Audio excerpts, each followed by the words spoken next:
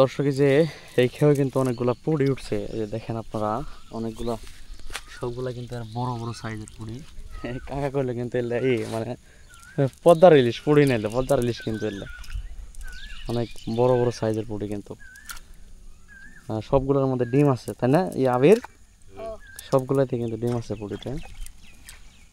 একটু কাছে থেকে আমি একটু দেখাই, এই যে পুড়ি সবগুলো অনেকগুলো কিন্তু পুড়ি উঠছে। এলে মনে হয় যে ফার্স্টে প্রথম থেকে ইয়ে হয়েছিল তাই না? পুরে না আগে ছোট ছোট আসলে বৃষ্টি হওয়াতে বৃষ্টির পানি পেলে মানে ওই প্রাকৃতিক খাদ্যটা ই হয়। এই যে বিশাল বড় একটা পুরা, এর মধ্যে কিন্তু মাছ থাকে।